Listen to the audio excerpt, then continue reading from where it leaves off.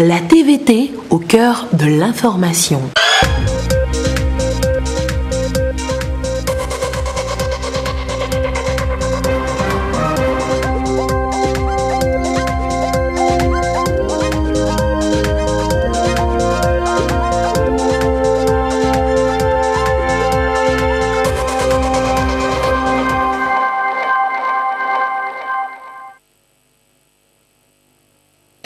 Forces de l'ordre et de sécurité et cadres de l'administration publique dans les savanes se mettent ensemble pour une lutte efficace contre l'extrémisme violent.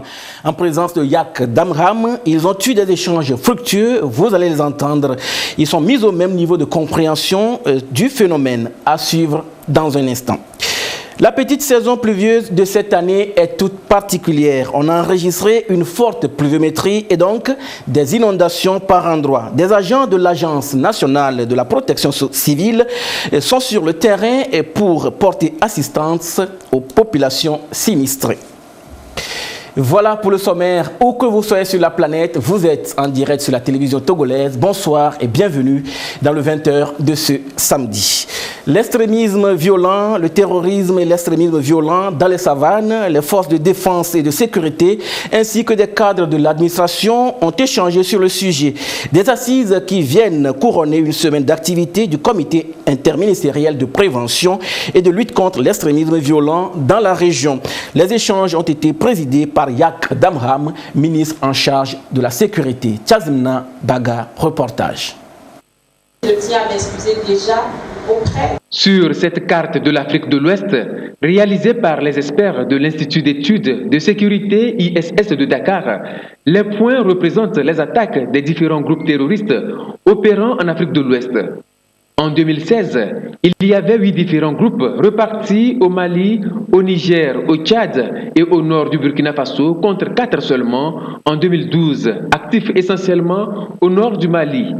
Sur la même carte, en 2017, si le nombre de groupes n'a pas véritablement changé, on note cependant une multiplication des attaques et une progression vers le sud du Mali et le centre du Burkina Faso en direction des pays côtiers. En 2018, la carte révèle que le nombre de groupes terroristes est passé de 8 à 12 et une explosion des attaques au sud du Mali, du Niger et du Burkina Faso jusqu'à Kompienga à la lisière de la frontière avec le Togo. Et en 2019, la région de Kompienga est la cible de plusieurs attaques. C'est dire combien la menace est bien réelle et pire, qu'elle se rapproche davantage de jour en jour. On voit que les attaques des groupes s'étendent de plus en plus vers la frontière avec le Togo. On a vu l'enlèvement des 2 Français et l'assassinat de leur guide béninois au Bénin le 1er mai de cette année. Donc on voit déjà que les attaques viennent vers ces pays-là. La menace, elle est réelle. Il faut prendre des mesures. L'une des mesures préventives prises par les plus hautes autorités est le déploiement depuis le 11 septembre 2018 de l'opération militaire Kondjouaré dans la région des Savanes, destinée à empêcher toute infiltration de djihadistes au Togo. C'est pour consolider les acquis de cette opération que le chef de l'État, Faure Essouzmna Gnassingbé, dans une démarche inclusive et participative, a pris le 15 mai 2019 un décret créant le Comité interministériel de prévention et de lutte contre l'extrémisme violent, CIPLEV. Cette rencontre d'information et de mobilisation des cadres des forces de défense et de sécurité, mais aussi de l'administration publique sur l'extrémisme violent, vient couronner les sessions d'installation et de formation des comités locaux du CIPLEV dans la région des Savanes. Après cette installation et la formation des membres de ce comité, nous avons jugé bon au niveau du comité interministériel d'organiser une journée de sensibilisation des responsables des services pour leur faire comprendre la gravité de la situation, la menace liée à l'extrémisme violent par rapport à ce qui se passe dans les pays voisins. Il est important que nous soyons informés sur le phénomène.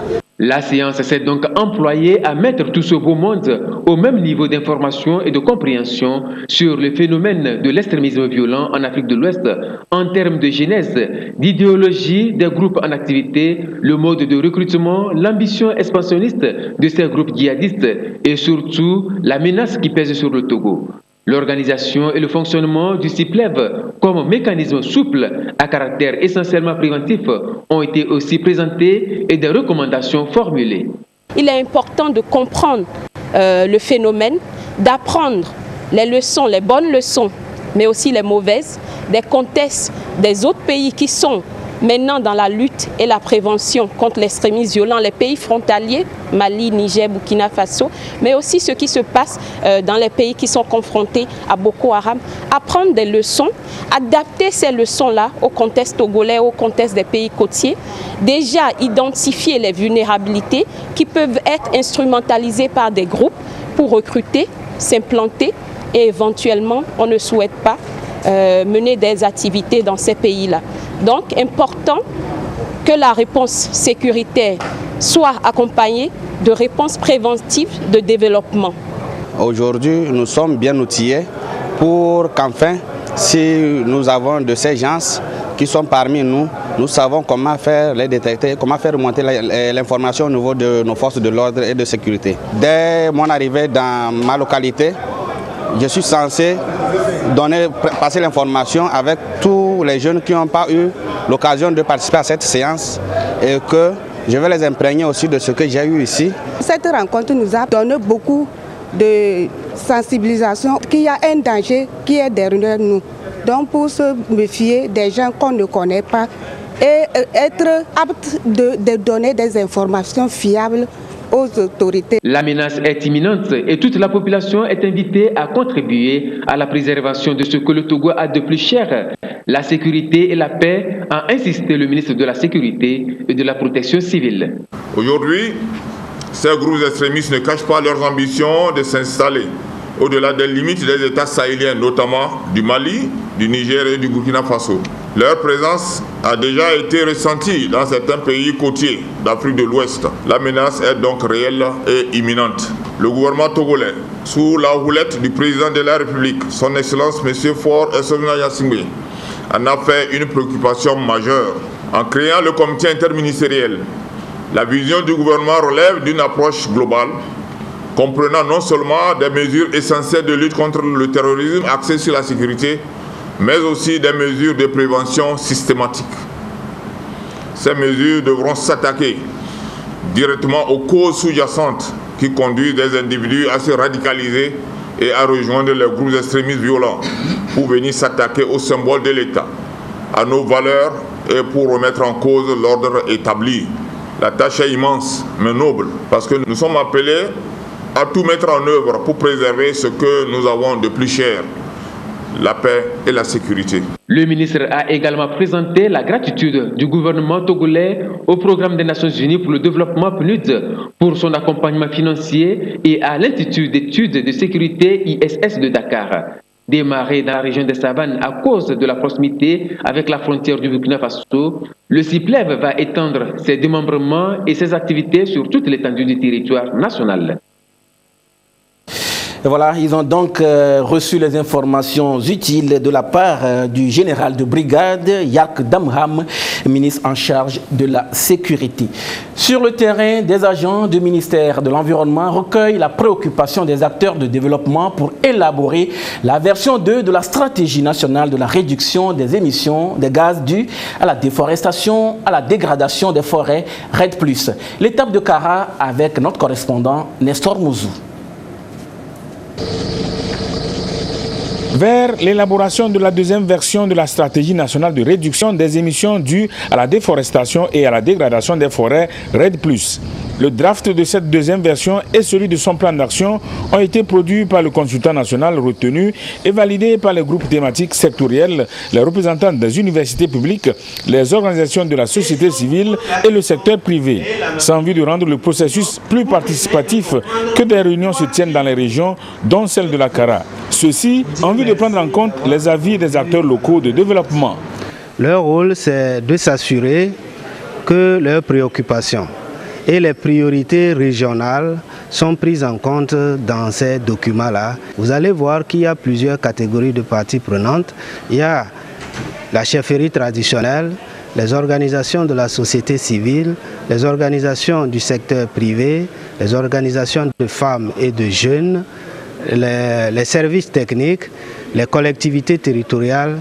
Donc tous ces acteurs-là, chacun a un intérêt et il y a des préoccupations qui varient d'un secteur à un autre. Donc tous ces acteurs vont s'assurer que leurs préoccupations et les priorités régionales sont prises en compte dans ces documents. Quand nous allons boucler le processus, nous allons prendre en compte les préoccupations et les recommandations formulées par les différents acteurs pour intégrer dans le document et produire les versions finales.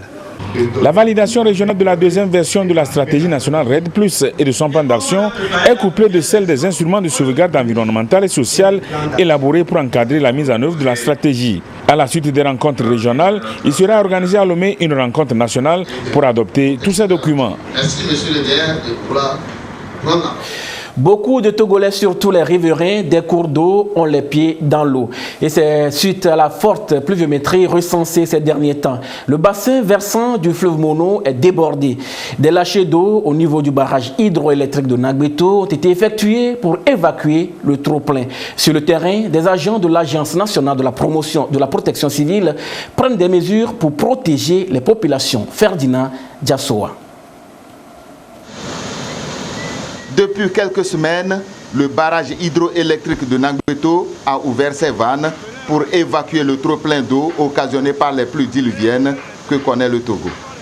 Les lâchers d'eau ont entraîné la montée des eaux du fleuve Mono, inondant ainsi les villages environnant le fleuve dans les préfectures de Yoto, Bamono et Lac. Informé de la situation, l'Agence nationale de la protection civile a dépêché une équipe avec quelques acteurs de la plateforme de réduction des risques de catastrophe pour le constat. Beaucoup de localités sont sous l'eau.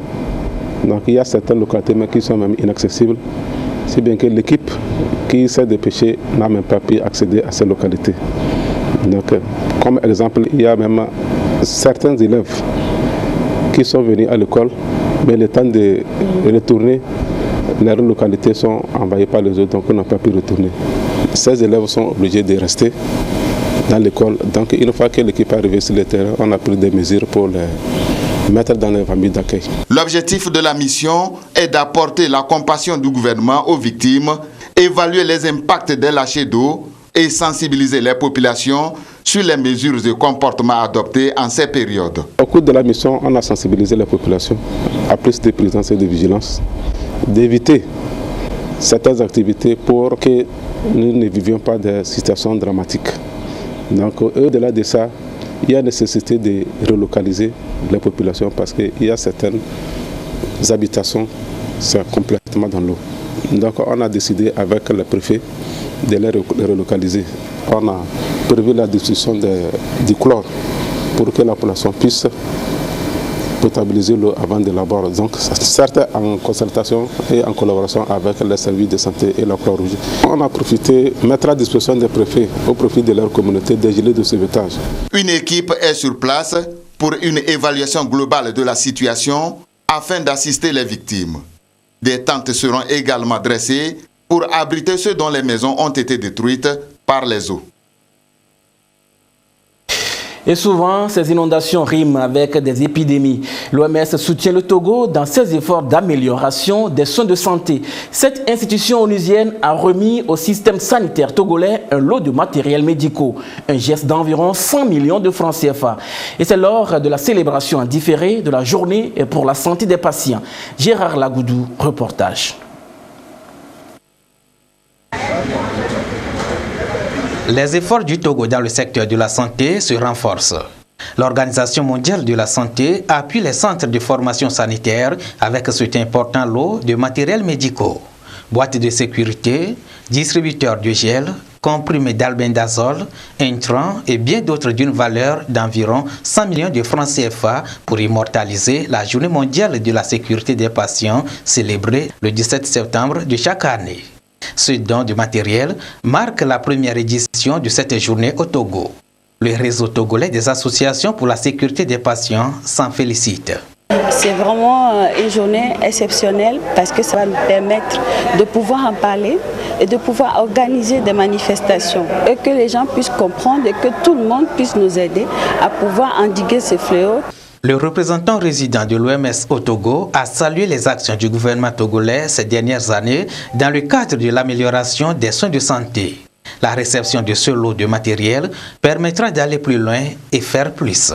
On a célébré le Togo, qui a été le premier pays de la région africaine à avoir éliminé la filariose lymphatique. Et donc on est ici pour magnifier tout ça et apporter notre modeste contribution pour accompagner le ministère de la Santé à s'adresser à ces problèmes épineux que sont la sécurité des patients et du personnel et aussi la prise en charge d'un volet qui s'appelle négligé, c'est-à-dire les maladies tropicales négligées. On sait que notre pays a au moins 8 de ces maladies tropicales négligées. Au-delà de l'expression de la gratitude du gouvernement aux partenaires et au personnel soignant, un accent particulier est mis sur un bon usage de ces matériels. Nous avons des prix décernés au Togo pour avoir éliminé la filariose lymphatique, ce qu'on appelle habituellement l'éléphantiasis. Bien évidemment, ceci est le résultat d'efforts auxquels tout le monde a contribué.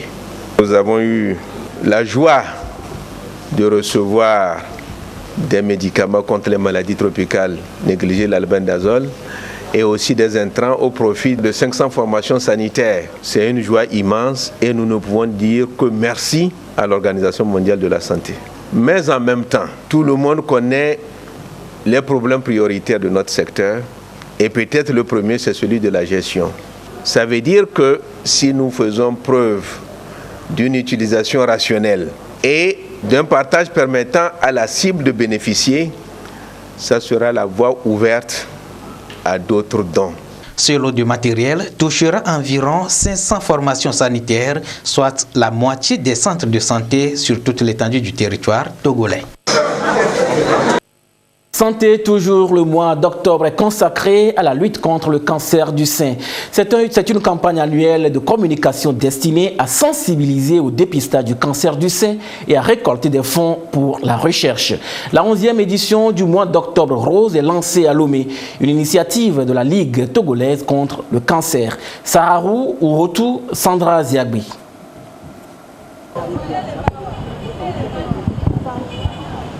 Plus de sensibilisation et de campagne de dépistage, le mot d'ordre est lancé pour venir à bout du cancer de sein. Pour cette 11e édition, la Ligue togolaise contre le cancer compte sur ses partenaires pour que la sensibilisation sur cette maladie redoutable, le cancer du sein, atteigne les zones reculées. Une femme ne peut pas empêcher d'avoir le cancer. Il y a les facteurs de risque qu'il faut essayer d'éviter. La sensibilisation que nous faisons, c'est de faire l'examen des seins soi-même et à partir de 40-45 ans, de faire le dépistage par la mammographie, c'est-à-dire la radio des seins, tous les 2 ans. Nous ferons des campagnes de dépistage et ces campagnes de dépistage, on le fait toujours à tarif réduit. Les centres hospitaliers et cliniques qui sont partenaires de cet octobre rose feront ces examens à 12 000 francs. Cette lutte, c'est une lutte d'ensemble qui permettra de vraiment avoir des avancées dans la lutte contre le cancer, quant à ce qui concerne la sensibilisation, la prévention, le traitement et l'accompagnement des personnes victimes de ce cancer. La division de surveillance des maladies non transmissibles reconnaît les avancées enregistrées en matière de lutte contre le cancer au Togo. Sont cités en exemple la création d'un service cancérologie et la mise en place de la chimiothérapie et l'Institut national du cancer. Nous avons également un plan stratégique national de lutte contre le cancer arrimé au plan national de développement sanitaire qui est arrimé au PNDEC au Togo. Nous avons en moyenne 4000 cas de cancer par an. Alors, par rapport à la prise en charge du cancer en général, au CHU Sylvanus Olympio, il y a une unité d'oncologie qui est en place. Le cancer du sein reste aujourd'hui la première cause de mortalité chez la femme. D'une manière générale, le cancer de sein fait ravage et n'épargne pas les hommes. À l'unité pédiatrique du CHU Sylvanus Olympio, on dénombre au moins 30 cas d'enfants souffrant du cancer. Il est célébré chaque 10 octobre, la journée mondiale de la santé mentale. Cette journée a été marquée à Takpamé et au CHR par des échanges sur un facteur spécifique, le stress en milieu professionnel. C'est une rencontre pour réfléchir sur le mal et aborder les moyens pour l'éviter. Le compte rendu avec Silver Abdou. Permettez-moi de saluer cette initiative. Le personnel du centre hospitalier régional d'Atapamé en causerie débat pour réfléchir sur le stress en milieu de travail. Le stress a été choisi pour marquer la journée mondiale de la santé mentale qui a axé son thème cette année sur le suicide. Les professionnels de la santé mentale du CHR ont voulu donc échanger avec leurs collègues sur cette problématique, mieux comprendre les différentes notions pour éviter ces facteurs qui aujourd'hui sont à l'origine du suicide. Quand vous avez quelque chose qui vous ronge, vous avez quelque chose qui vous gêne, vous avez quelque chose et vous ne savez pas comment le dire, parce que vous craignez aussi d'être stigmatisé, vous craignez aussi d'avoir des préjugés, etc. Quand vous trouvez quelqu'un qui puisse vous écouter et que vous parlez à cette personne-là, vous êtes libéré en partie. Ça, c'est d'un. Maintenant, de deux, c'est de leur donner des outils pour que lorsqu'ils se sentiront stressés, qu'ils puissent très rapidement utiliser ces outils-là et se déstresser. Et troisièmement, nous allons leur proposer une séance de relaxation. Il s'agit de voir comment travailler désormais pour limiter ces facteurs en milieu professionnel en vue de préserver la santé. D'abord, nous avons essayé d'énumérer quelques signes ou quelques causes de stress professionnel. C'est une très belle initiative. Et je pense que ça nous a tous permis, le personnel du CHR, de comprendre un peu ce que c'est que la santé mentale et le travail que nos collègues psychologues et psychiatres abattent au CHR. Nous avons tour à tour exposé nos problèmes, ce qui nous stresse, et j'avoue que ça nous a vraiment fait du bien. La causerie débat leur a permis de passer au peigne fin la problématique, mieux cerner les contours pour une implication effective destinée à sensibiliser les uns et les autres sur la question en vue d'un mieux-être pour tous. Une nouvelle vague de sages-femmes mise à la disposition des services de santé au Togo. Ces lauréates de la promotion 2016-2019 vont ainsi renforcer le groupe des sages-femmes pour faire face aux défis liés à la mortalité maternelle et infantile. Au nombre de 65 à la fin de leur formation, elles ont officiellement prêté serment hier. Comment peut-on? C'est donc en ces termes qu'elles ont prêté serment, ces étudiantes sages-femmes de la promotion 2016-2019. Elles jurent de rester fidèles aux règles de l'art dans l'accomplissement de leur mission, celle d'accompagner les femmes qui veulent accoucher et leurs enfants en leur offrant des soins de santé de qualité. Au nombre de 65 inscrites, elles ont toutes obtenu leur licence professionnelle. L'État n'a qu'à compter sur nous, il ne sera pas déçu. Comme nous l'avons appris durant ces 3 ans, suivre des mères à accoucher en paix et que les deux vies, la maman et l'enfant soient vivants, c'est ça notre devoir et nous allons veiller sur ça. Ces résultats ont été obtenus grâce à la volonté et à la détermination des enseignants de l'École nationale des sages-femmes de mettre à la disposition des services de santé du Togo une main-d'œuvre qualifiée. Une formation qui a duré 3 ans. Il y a des formations de base en gynécologie, en obstétrique. L'obstétrique, c'est l'art de l'accouchement. Et en réanimation du nouveau-né. On les a suivies, on les a évaluées. On a considéré qu'elles étaient à mesure de sortir, d'aller sur le terrain. Mais il y a des choses, on ne peut pas tout connaître en même temps. Donc elles doivent continuer à se cultiver. Cette vague vient ainsi renforcer le groupe des sages-femmes togolaises face aux défis liés à la mortalité maternelle et infantile au Togo. À l'occasion, des prix d'excellence et de mémoire ont été décernés aux plus méritants. 20 communes du Togo sont retenues pour piloter un projet du PNUD intitulé « Plateforme de dialogue communautaire pour le développement local et la cohésion sociale ». C'est un projet qui va aider les élus locaux dans la promotion et la préservation de la paix ainsi que l'amélioration de la gouvernance économique et démocratique à la base. Le concept a pour fondement le respect du droit de l'homme et de l'équité. Jean-Robert Potogbe, Ramdan Bassina.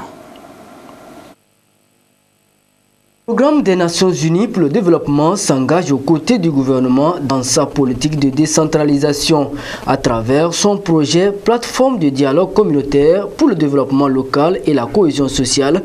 Il mettra sur pied des cadres de dialogue inclusifs entre les collectivités locales et les conseillers municipaux. Un défi qu'il entend relever avec l'appui des acteurs locaux en vue de booster le développement des communes. Le Togo a amorcé un certain nombre de réformes dont la décentralisation. Et qui dit décentralisation dit développement à la base. Et donc il faut des compétences pour les élus locaux et d'autres acteurs dans la commune pour pouvoir s'impliquer davantage dans les projets, les programmes, les politiques de développement. Ce projet a pour but essentiel de permettre l'atteinte des objectifs de développement, notamment l'objectif 16 pour que la cohésion sociale et la paix règnent dans nos différentes communautés. Outre les droits humains, le projet prendra en compte aussi la dimension genre et équité pour embrasser toutes les couches sociales dans la réalisation des ODD et du plan national de développement. Les questions de genre, les questions de droits de l'homme sont transversales à tous les niveaux, mais il est constaté que ce sont des questions qui ne sont pas totalement prises en compte et qu'il va falloir vraiment les intégrer au processus de développement. Et lorsqu'on dit qu'il faut faire des projets de développement, il faut voir comment est-ce que ce projet bénéficie autant aux hommes qu'aux femmes. Est-ce que ce projet prend en compte les éléments liés à l'handicap, les éléments liés à la situation des enfants? Le directeur de cabinet du ministère des Droits de l'Homme, le représentant de l'action sociale et le préfet de Kloto ont appelé les participants à être les agents vecteurs de paix dans leur commune. Elles seront 20 communes à bénéficier du projet, mais dans sa phase pilote, l'intervention couvrira 3 communes des 6 sélectionnées. Les cadres du parti Unir, Union pour la République de la préfecture de Pendial-Ouest ont eu une rencontre avec les populations de leur localité. Ils sont allés remercier ces populations pour le bon déroulement des élections législatives de décembre 2018 et des locales de juin 2019 et surtout pour le choix porté sur les candidats Unir. La rencontre a été couplée d'une cérémonie de remise de prix aux meilleurs élèves des différents examens de l'année écoulée. Tchazim Nabaga, reportage. Les cadres du parti Unir, Union pour la République de la préfecture de Pendial-Ouest, reviennent pour exprimer leur gratitude aux populations. Gratitude pour avoir choisi la voie du développement en portant leur suffrage sur les candidats du parti Unir lors des locales de juin 2019. La démarche est une reconnaissance du chef de l'État pour Essozemna Nyazingbe à ses vaillantes populations. Nous sommes là au nom du chef de l'État, notre champion. Dans un premier temps, exprimer notre reconnaissance à la population de la préfecture de Pendial-Ouest dès lors qu'on avait sollicité leur suffrage à l'occasion des élections locales. Ils sont sortis nombreux et ils ont montré leur adhésion à la politique de paix et de développement du chef de l'État en choisissant les conseillers justement qui ont été choisis par le président de notre grand parti Unir. Et ensuite, nous avons donc profité pour rappeler les enjeux qui sont donc dans ces élections à travers les actions qui ont été menées par le chef de l'État, notre champion, et pour qu'en 2020, qu'ils renouvellent leur confiance afin que ce qu'il a fait jusqu'ici pour la préfecture de Pendial-Ouest, qu'il continue de faire pour le bonheur des populations qu'ils sont. Devoir de civilité terminé, place à la culture de l'excellence. Ici, ce sont les élèves qui se sont brillamment illustrés lors des différents examens de l'année scolaire écoulée qui sont honorés. Filles comme garçons, ils ont reçu des prix à la hauteur de leur mérite. Nous avons sensibilisé les élèves sur la culture de l'excellence et c'est pour ça que nous avons primé les meilleurs élèves aux différents examens de l'année qui vient de s'écouler pour créer de l'émulation au sein des élèves et permettre à ce que nous puissions avoir des cadres qui vont répondre aux enjeux des années à venir parce que le président de la République a toujours prôné la culture de l'excellence, excellence sans laquelle il n'y a pas de développement. Je suis très content. Ça va m'encourager à bien travailler.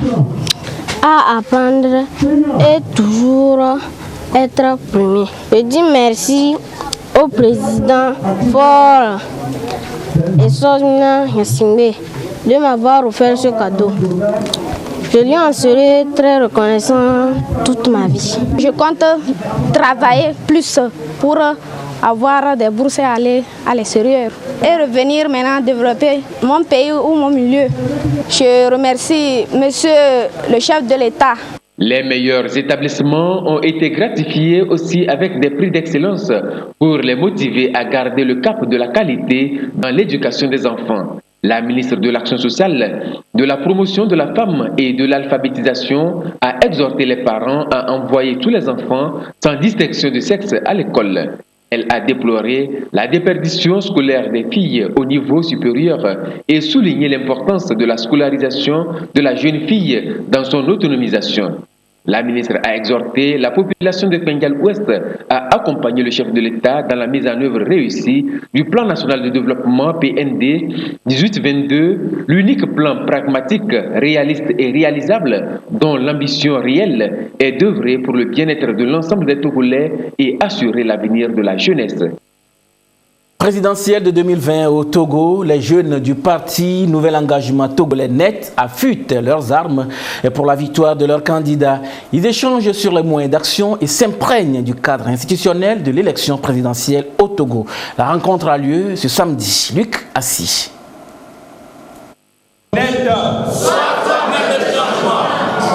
Les jeunes du Nouvel Engagement Togolais s'activent pour les élections présidentielles de 2020 au Togo. Ils se préparent à apporter un soutien de taille aux représentants du parti à ces élections. Ces jeunes, militants du NET, Nouvel Engagement Togolais, se familiarisent donc avec le cadre institutionnel des élections présidentielles au Togo. Nous allons parler tout d'abord des institutions de la République. Ensuite, nous allons parler de la mobilisation. Nous allons parler du plan d'action du jeunesse. Nous nous sommes engagés depuis fort longtemps, depuis le congrès du 24 août passé. Nous avons commencé sur le terrain et tout.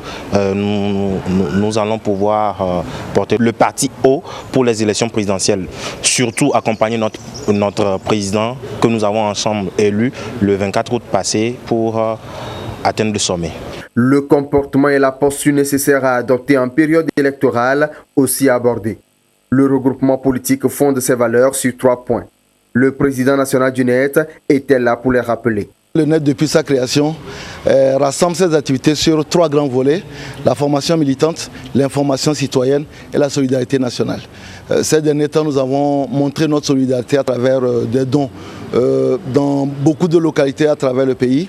Et aujourd'hui, nous faisons donc l'un des triptyques de nos activités, la formation militante, parce que les jeunes doivent être au courant, les jeunes doivent connaître les rouages de la politique avant de s'y engager forcément. Bien sûr, c'est aussi une façon de les mobiliser. Il faut que, avant qu'ils se jettent sur le terrain, qu'ils aient les outils nécessaires pour parler de ces élections. Depuis sa création en avril 2012, le NET s'est toujours engagé à la formation et à l'information de ses militants. Régulièrement, ils leur sont rappelés les valeurs citoyennes et civiques de la République, selon les termes du président national du parti. La brasserie du Bénin et l'université de Lomé viennent de signer une convention de partenariat. Ce contrat marque le début d'un engagement entre ces deux structures dans la formation des étudiants. Les précisions avec Karine Olanlo. La signature de ce contrat vient sceller le partenariat entre la brasserie du Bénin et l'université de Lomé. Désormais, l'université de Lomé va accompagner la Bébé Lomé dans la formation de son personnel. La Bébé Lomé, en retour, s'engage à soutenir l'université de Lomé par le sponsoring des activités et l'offre de stage aux étudiants. Nous faisons dans l'année des symposiums, nous allons vers les opérateurs pour nous accompagner. Donc il y a ce volet sponsoring. Il y a le volet formation. La brasserie a déjà des cadres qui sont performants et qui peuvent venir dispenser des cours ponctuels à l'université, donc appuyer la formation aussi bien des étudiants que des enseignants. Ça fait des années qu'on travaille, la brasserie Bébé Lomé et l'université ensemble, mais c'était des animations ou des actions un petit peu éparses. Nous avons voulu rassembler tout ça pour le cadrer. C'est la première chose. La deuxième chose, c'est que l'université, 60 000 étudiants, 2000 personnes qui travaillent au quotidien, c'est une très grande entreprise pour nous. Il y a un vivier de forces vives togolaises à l'intérieur. Nous voulons nous associer avec ce vivier. Nous avons besoin de personnel et nous sommes aujourd'hui très ravis de nous avoir associés à l'université pour pouvoir repérer ce vivier-là, les former si possible et les recruter en dernier temps pour qu'ils puissent faire une carrière dans cette entreprise togolaise qui est la brasserie Bébé Lomé. Au-delà de l'intérêt que porte ce contrat pour ces deux structures, les retombées de ce partenariat entre la Bébé Lomé et l'Université de Lomé peuvent influer sur la concrétisation du Plan national de développement PND 2018-2022. Le PND a besoin de cadres bien formés. Le PND a besoin de l'expertise. Le PND a besoin d'études sur des projets qui doivent être opérationnels pour rendre le PND, pour faire du PND un succès.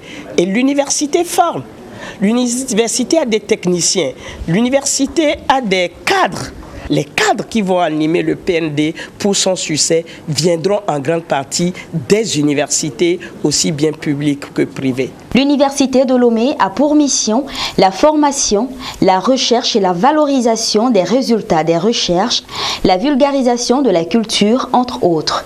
Une vision que partage également la Bébé Lomé à travers le volet éducation et développement local de son plan stratégique. Fin de cette édition, merci de nous avoir suivis. Restez avec nous sur la TVT, la première, et gardez toujours le sourire, quoi qu'il arrive. Excellente nuit à tous.